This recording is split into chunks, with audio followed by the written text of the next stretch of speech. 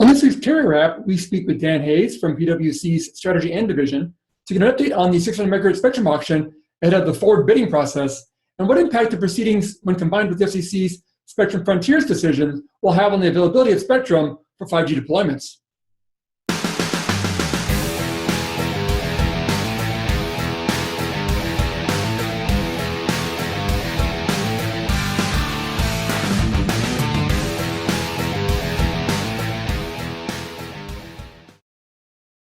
Well, thanks for joining us in this week's Carrier Wrap. I'm your host, Dan Meyer, Editor-in-Chief here at RCR Wireless News. And this week, we are again pleased to be joined by Dan Hayes, who's the principal at PwC's Strategy and Division. We're talking a bit about what's happening in terms of the spectrum auction going on. So, yeah, Dan, thanks for joining us this week. Again, we always appreciate it.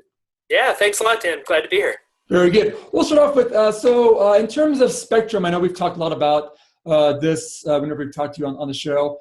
And most recently, we've seen, in terms of the 600 megahertz spectrum auction, we have wrapped up what was the looking like the first stage of the reverse auction, and now are leading towards the first stage, I guess, of the forward auction. So I guess, what's your general view of kind of where we are in terms of what happened in that reverse auction process, maybe what we're looking at ahead going towards the forward auction? Yeah, boy, it's been a wild ride already. We're certainly pretty exciting times. I mean, from our view, the $86.4 billion initial clearing cost that's been it's come out of the first stage of the reverse auction. In many ways, it was somewhat to be expected. If you really look into the process, the way that the auction works,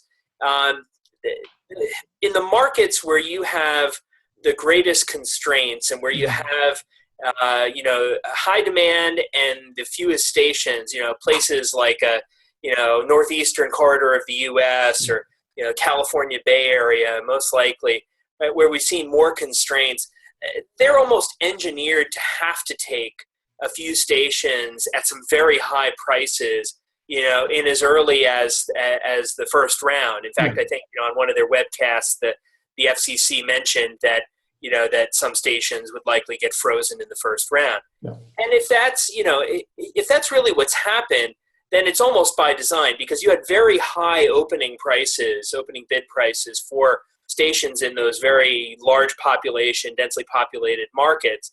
And so it doesn't take that many of them to really run up the price pretty quickly.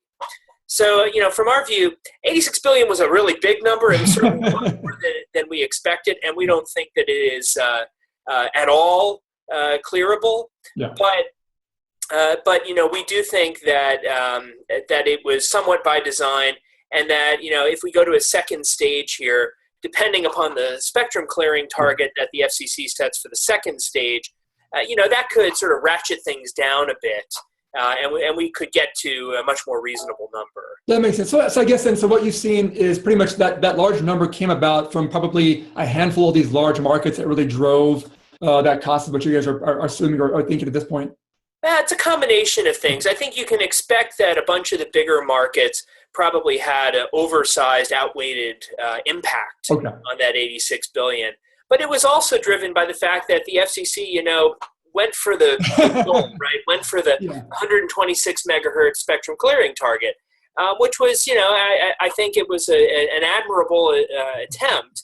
And I think it was in their best interest to see what happens. Now, as we head into the forward auction here, starting in less than 3 weeks, we may get a little bit of a taste of just how big the appetite is from the industry. But I think so far we're still sticking to the notion that we're more likely to wind up, with a $40-something billion number than an $80-something billion number. Yeah, I was going to ask you, did the FCC, shoot too high on this? Again, that was that high number they went after, which obviously they want to clear as much as they can.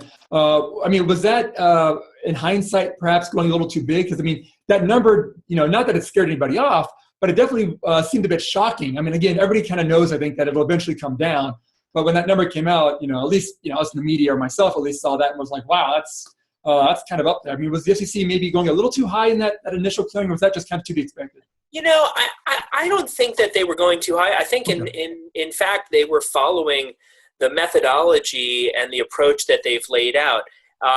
What they're really doing is they're doing that, drawing out that supply-demand curve for us in real time that, a lot of us learned in economics in college or high school. And the reality is that they set the target high, and they said, look, let's see if there's demand for that. And so we're gonna see that play out here over the next 2-3 months and see just how big that match is. And if there's not, I don't think it's really a loss for anyone. Other than I think it may be an indication that perhaps going forward, there's not just completely unlimited appetite to go out and spend tens of billions of dollars on spectrum. I think a little bit of economic reality is starting to set into the industry. Yeah. I mean, is there still a bit of that hangover from that AWS-3 auction? Because that auction itself did a lot more than people thought, obviously, in terms of gross coming in on that. Did that kind of perhaps weigh into maybe a bit of an assumption that this could be a large auction, or do you think that didn't have much of an impact on maybe people's view on this? There's absolutely an impact. I mean, Okay. no question about it. AWS-3 at over $40 billion, really just it sort of jumped the shark for a lot of people. And I think that, those inside the industry generally feel that it was more of a unrealistic result, driven up by some people speculating on future value of spectrum. If this, the question is, will this auction have that same dynamic? Yeah. Right now, when you look at the 60-some qualified bidders that have, made it through the next round, or that now have put deposits down, that's still a pretty big number when you consider an industry that's fairly mature at this point. 4 big players, here in the U.S. To think that there are 60-some people who might be willing to put down this kind of money is still a little bit surprising. Yeah. I guess before jumping, it did seem like with that the AWS-3 auction came out, and I think that the results of that definitely for the broadcasters made their eyes get really big. They knew what they were sitting on at that point, and they were like, "Hey, look what we got!" So that was an interesting aspect. But I guess looking forward towards the first forward auction coming up. Like you said, there are 62 qualified bidders at this point for that. Again, that was a large number. I think we've seen in the past, though, there always seems to be a good number of people involved in these. This is perhaps a little more than normal. But at the end of the day, it does seem like there's always, maybe 5 or 10 companies that really drive these auctions. I guess, was there any surprise in the list that came out so far in terms of general, market segments that are competing, or at least qualified to compete for the forward part of this? Look, I mean, the pieces that weren't surprising were all the players who said they were going to be there are still there, right? The 3 of the 4 big wireless operators. You got cable players in there. You still got some of the folks in the satellite space that are poking around. I'd say if there was one thing that was surprising, is that there's still a good 50 or 60 others that are putting money up. Yeah. The FCC has been getting more and more serious about its build-out requirements for owners of spectrum. I think that the ability of financial investors in particular to speculate on spectrum and, sort of buy it and then flip it after a year or two, back into the industry, right? The number of buyers has shrunk significantly. Yeah. So we just don't see as much of that. So I think right now the expectation is that a lot of those 60 or so or 50, 50 some other bidders, unless there's a real bargain to be had, I think you'll see a lot of them exit pretty early. Yeah, that's a good point, because the FCC, I think coming out of AWS-3, there were some issues there with one of the bidders that they really kind of clamped down a bit on their DE rules and how that all went about. So it did seem like that was their attempt to, and they, again, like you said, they've been trying to do this over the years, trying to kind of make this not quite a speculative market like it's been at times. But it was definitely surprising. So, but I guess with that high number involved still, and again, a lot of these are a lot of, when you look at the entities, a lot of them are just people's names, which are always interesting. But I guess, is there any chance that because there is somewhat of a large number that we could see, maybe not the $86 billion, obviously, reach, but that we could see a pretty good, bidding war going on between the people involved, and it might kind of, we might see maybe more than we maybe expected in this? Yeah, look, I mean, like any good auction, it only takes 2 to run up the price. That's really all that you need. So I think, it's going to be heavily dependent upon the appetite of a couple of key players. Mm-hmm. And when you're talking about putting in, in excess of $10 billion, $20 billion maybe for someone who's really ambitious, you start to limit that number pretty quickly of people who can afford that. And look, there's still a bunch. We shouldn't discount the fact that there are a bunch of rural and small operators who are also still in the auction. Yeah. These auctions tend to be pretty important opportunities for them, and especially when you consider the sort of low band that we're talking about here in 600. That's a great opportunity for some of these smaller operators as well. So I wouldn't write any of them out. And quite frankly, the way this auction has been set up with the smaller PEAs, partial economic areas, it actually makes it a lot more feasible for some of them to play. But you won't see, in our view, any of them coming in with hundreds of millions of dollars, billions of dollars. That's not the way that they operate, right? You're more likely to see bids in the tens of millions of dollars, things like that from them. And it takes an awful lot of those to add up to, 40, 50 billion dollars. Yeah. So, yeah, that's a good right point. now, it's probably down to, a half dozen or fewer sort of significant players that'll really make or break this auction. I guess we're surprised by some of the non-entrants. I mean, there was a lot of talk before the auction about a lot of Silicon Valley investors and people like that who were rattling, kind of saying, hey, we're going to get involved in this. And turned out some of them didn't show up for this thing. Was that a surprise, or is it just, obviously the economics of this, and maybe when you look deeper into it, it's an expensive business to get involved in. Yeah, I think there's a little bit of a game of chicken going on there, and particularly with a lot of the tech industry giants. We saw the opportunity for maybe 3 or 4 big players to come at this market, because they have very interesting and sort of diverse interests, right? Yep. You're seeing some of the tech industry players get involved in drones. You're seeing some of them in the MVNO space. There's some legitimate interest there. You have a couple of them that have now, acquired device manufacturers. Yep. So the ecosystem and the landscape of that is changing so quickly that I think some of them maybe are a bit uncertain as to whether they want to put this much capital and tie it up in a fixed asset like spectrum, let alone the network infrastructure that they'd have to build out. And then, in the end of the day, they wind up competing with their own partners in the tech ecosystem. So this is a tough one for them. We were expecting maybe you'd see 1 or 2 of them show up, and who knows, maybe one of these strangely named mysterious entities is backed by one of them. But, the industry sleuths seem to have done a reasonable job of trying to tease that out, and nothing's really come to the forefront. So Right now we got, more mainstream players. I'd say, if anything, the big wild card at the moment is going to be cable. Yeah. Cable clearly with their Wi-Fi assets, their very deep fiber assets. A lot of the cable players are very well positioned to make a run at being a legitimate competitor to the traditional mobile operators, and so that's one that we're watching very closely. Yeah, that's always been an interesting topic because, cable has been interested in and participated in a lot of these auctions in the past, and a lot of them have purchased spectrum, but in time they tend to kind of flip the spectrum and they've kind of backed away from an actual deployment. But there's always been that rumor. Again, these are deep-pocketed companies, like you said, with a growing interest in telecom, at least in their services. So, we always kind of are waiting for that to eventually happen. Again, we haven't quite seen it yet, but again, this might be, again, that the low-band spectrum is obviously very appealing. If you can mix that with some Wi-Fi assets, that could be a different kind of compelling service offering out there, which might be interesting. But yeah, that's still kind of, like you said, kind of the wild card, it seems like, at least at this point in the auction process.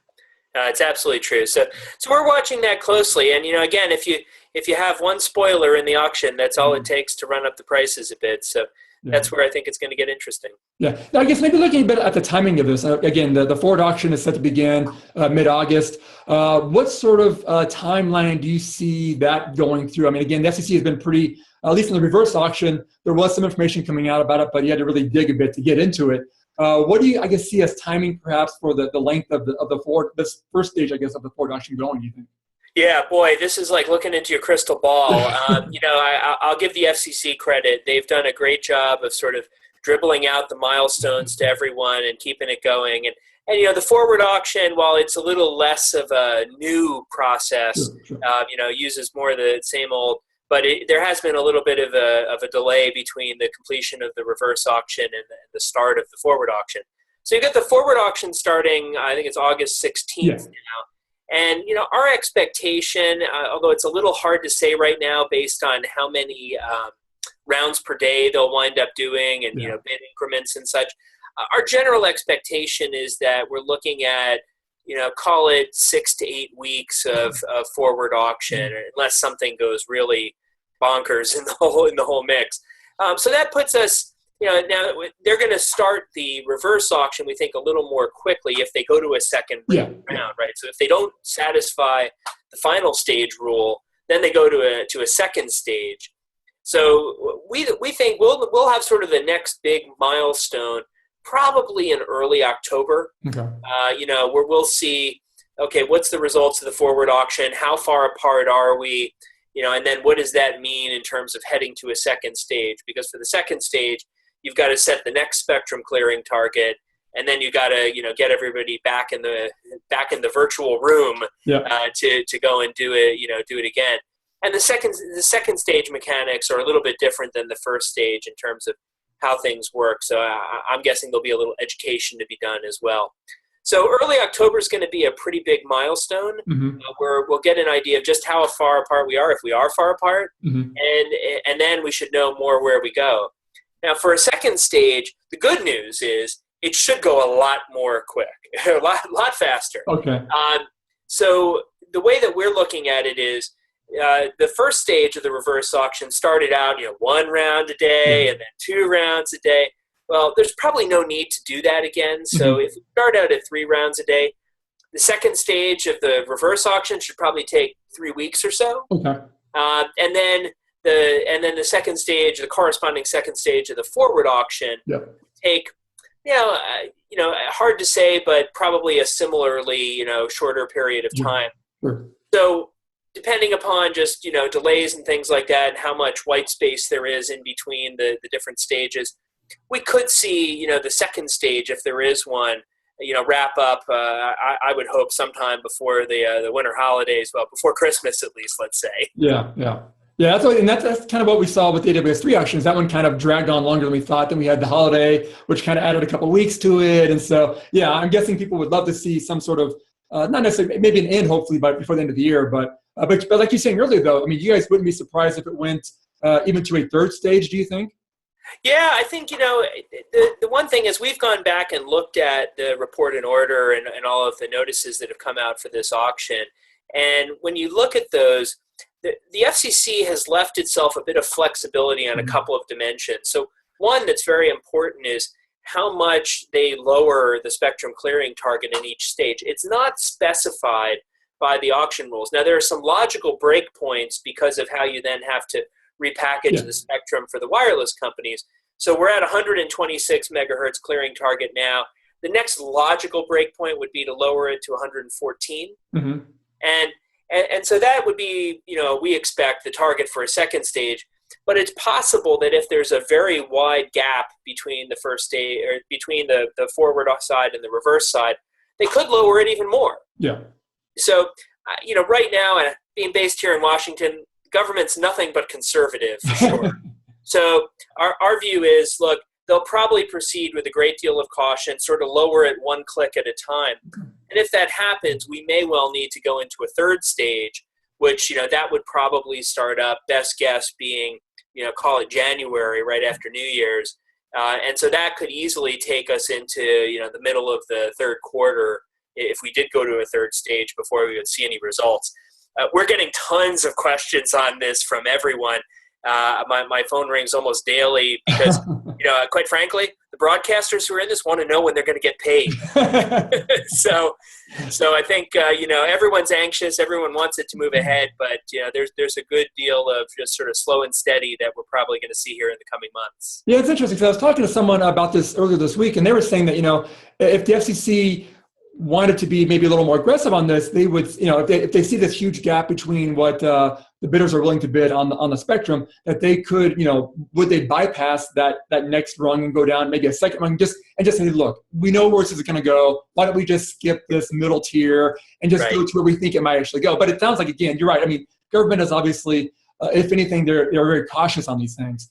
So so your guess is pretty much that it will go more of a stepped process down to that. That's everyone we're talking to, and the different experts from our team. I think the general consensus is it'll go one click at a time. Again, if you're drawing that supply demand curve, you want as many points along the way to make that happen. So I think that slow and steady is going to be the way that we'll see. Yeah, and again, maybe I was thinking about for the bidders, for the telecom operators out there. I mean, again, they're still on the hook, or they've already paid a lot of money for their AWS-3 auctions. I'm guessing for them, being able to space out these auctions a bit might be good for their bottom lines. I mean, again, if they could just have another quarter or so to kind of generate some more revenue to pay for more spectrum, I'm sure for them might not be a bad thing. Again, we're still looking at a 39-month transition from the spectrum once the auction finishes to when the broadcasters have to give it up anyway, and so there is that transition time anyway for it. But I'm guessing for the bidders, having another quarter or two of revenue coming in to help pay might not be a bad thing. But again, you don't want this to drag on. Again, we have an election coming up. There's the new year, things like that too. So a lot happening. Yeah, and look, just even in the last few days, we've had a lot of the telecom operators as well as some of the equipment suppliers report their quarterly earnings. I think across the board, we've seen a bit of a slowdown in capital spending. And so with that in hand, you can see that some of them may be sort of saving up for some of this. And there's also just a general acknowledgement that they've got to be a bit conservative. As subscriber growth has slowed down a bit, they also have to slow their capital spending. And this is a lot of money we're talking about here. Yeah, it's been surprising to kind of see the references, even though maybe small references, to the fact that the auction is ongoing and companies are, obviously they're aware of it, but for them to actually acknowledge that, hey, this is going on. It's there's a financial aspect of that we have to keep in mind. So, you're right. That's a good point. They are definitely acknowledging that fact as well. But I mean, another thing, I guess, to maybe get off the strict auction topic for now, the FCC came out recently with its Spectrum Frontiers proceedings. And that was interesting because, again, it kind of showed the FCC looking to free up spectrum again for 5G. I know we've talked in the past about 600 megahertz kind of being maybe a base layer for 5G deployments because the timing of it seemed to be about right. But now the FCC is moving, it seems like pretty aggressively forward on at least freeing up some higher band spectrum targeted at 5G as well. I guess, what was your general view of those proceedings, and kind of what does that say about the FCC's goals on kind of taking that next step in terms of 5G? First of all, I love the branding. Spectrum Frontiers. What does that say about where we're headed as an industry? I love it. But, all kidding aside, I think that this is actually a pretty exciting move, but one that is really unknown, at the time.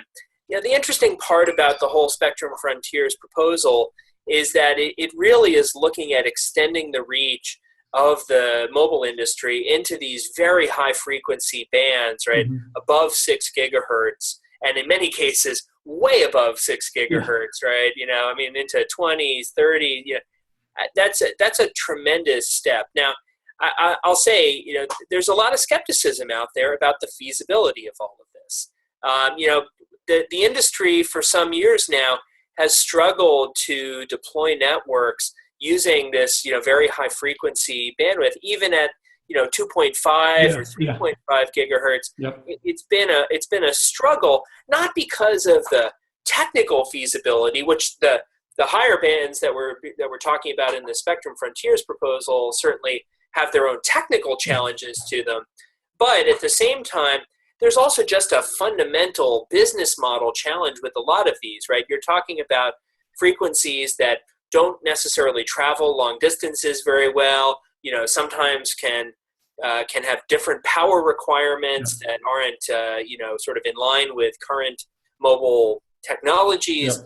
And you're also talking about, about some of these where you really, to deploy them fully, you're going to have to get to much denser networks, and all of this talk of small cells and heterogeneous networks that you and I have talked about many times, really is going to be one of the greatest challenges, because we're still seeing operators, particularly right here in the U.S., struggling to get, full small cell, heterogeneous networks built out, and to find an operating model where they can do that on an economical basis, right?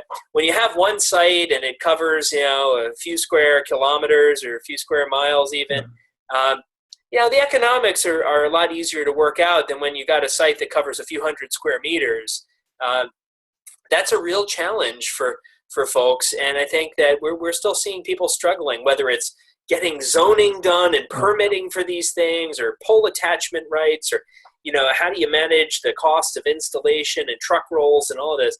The industry is going to have to solve that problem before these really high frequency sort of bands are going to be of much use. Yeah, that's a great point. And again, whenever people are talking about these high bands and small cell deployments and these ultra dense networks, I always tend to kind of have to hold my tongue a bit, because, when you talk to enough people about this, people haven't done this to this point for a reason, because it is hard to do. There's a business model aspect, like you said, that's a challenge.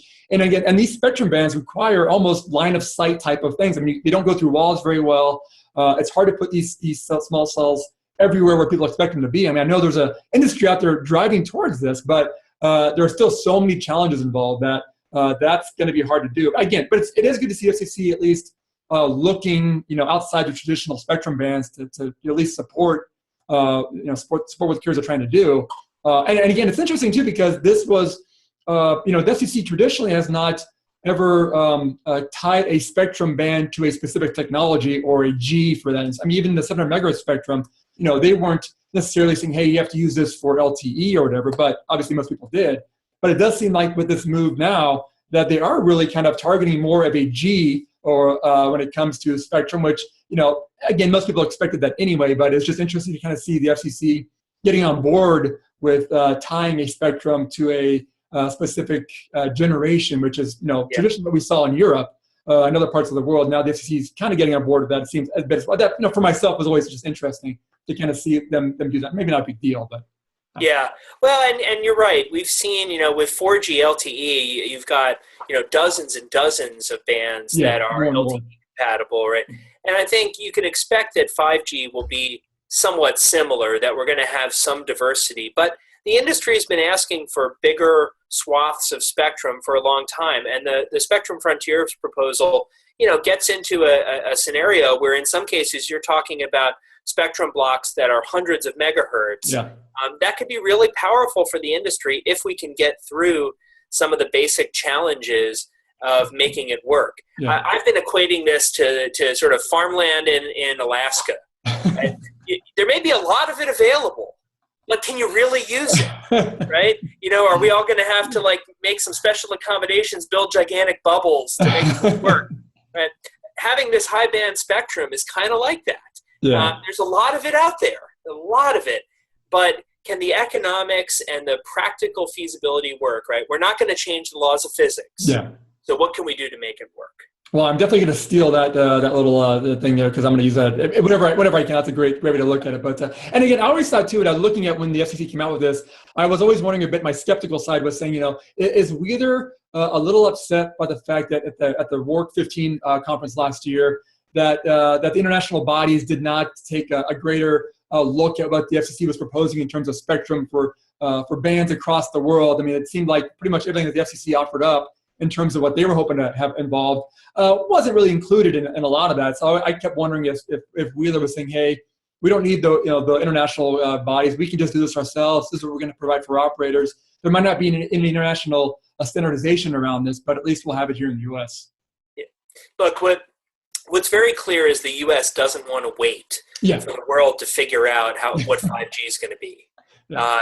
I think that the recent request for comments from NTIA, the actions from the FCC all point to the fact that the U.S. government wants to remain a leader in wireless technologies, wants to enable the industry to move forward with 5G, and isn't generally satisfied with the relative fragmentation and lack of progress that's been out there on defining 5G standards. Almost every day we're getting asked, hey, look, what is 5G? Right? Is it a waveform? Is it a bunch of technologies? Is it new spectrum bands? Well, the answer really varies based on who you talk to. And right now, my best guess is it's some combination of all of the above. Yeah. And it really hasn't played out. Now, we've seen a couple of the bigger U.S. operators, really start to invest in trying to figure out the answers to this question. There's trials being run. Yep. There's a lot of experiments and a lot of partnerships being formed with equipment providers as well. So hopefully that'll get fleshed out here over the next, probably year or two. But the challenge is, will we see a fragmentation like we saw, in the days of the early days of 3G? Yep.